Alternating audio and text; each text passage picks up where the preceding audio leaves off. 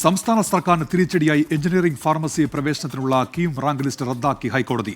Rank list തയ്യാറാക്കിയ പുതുക്കിയ രീതി ഏകപക്ഷീയവും നിയമവിരുദ്ധവുമാണ് എന്ന് കണ്ടെത്തിയാണ് നടപടി. അപ്പീൽ നൽകാനാണ് സർക്കാർ ആലോചന. തുല്യത നടപ്പാക്കാനാണ് പുതിയ രീതി കൊണ്ടുവന്നത് എന്ന് ഉന്നത വിദ്യാഭ്യാസ മന്ത്രി ഡോക്ടർ ആർ ബിന്ദു പ്രതികരിച്ചു.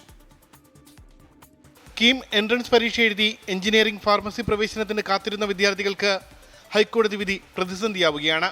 വിഷയങ്ങളുടെ മാർക്ക് കണക്കാക്കാൻ അവസാന നിമിഷത്തിൽ പുതിയ സമവാക്യം കൊണ്ടുവന്നത് ഏകപക്ഷീയമാണെന്നും നിയമവിരുദ്ധമാണെന്നും ഹൈക്കോടതി വ്യക്തമാക്കി. ഫെബ്രുവരിയിലെ പ്രോസ്പെക്ടസ് അനുസരിച്ച് പുതിയ റാങ്ക് ലിസ്റ്റ് പ്രസിദ്ധീകരിക്കാനാണ് കോടതിയുടെ നിർദ്ദേശം. റാങ്ക് ലിസ്റ്റ് പുറത്തിറക്കുന്നതിന് മണിക്കൂറുകൾ മുമ്പ് മാത്രമാണ് പ്രോസ്പെക്ടസിൽ മാറ്റം വരുത്തിയതെന്നും കോടതി നിരീക്ഷിച്ചു. കോടതി ഉത്തരവിനെതിരായ തുടർ നടപടികൾ നാളത്തെ മന്ത്രിസഭാ യോഗത്തിൽ ചർച്ച ചെയ്ത് തീരുമാനിക്കും.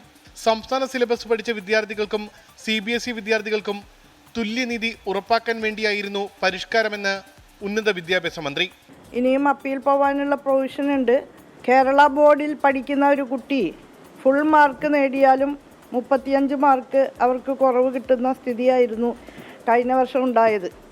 അതിനെക്കൂടി അടിസ്ഥാനപ്പെടുത്തിയാണ് എല്ലാവർക്കും നീതി ഉറപ്പാക്കാവുന്ന ഒരു ഫോർമുലയിലേക്ക് എത്തിച്ചേർന്നത്.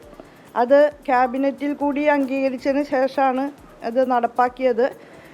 അതുകൊണ്ട് തന്നെ കോടതിയിൽ നിന്ന് ലഭ്യമായിട്ടുള്ള വിധി മുഖ്യമന്ത്രിയായും ക്യാബിനറ്റ് മറ്റ് മിനിസ്റ്റേഴ്സുമായിട്ടൊക്കെ ചർച്ച ചെയ്ത് തീരുമാനമെടുക്കാമെന്നാണ് കരുതുന്നത്.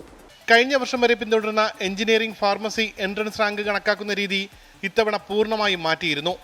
3 സ്കീം വിഷയങ്ങളായ കണക്ക്, ഫിസിക്സ്, കെമിസ്ട്രി വിഷയങ്ങളുടെ മാർക്ക് ഏകീകരിച്ച് അനുപാതം 5:3:2 എന്ന നിലയിൽ കണക്കാക്കുന്നതാണ് പുതിയ രീതി. 24 തിരുവനന്തപുരം.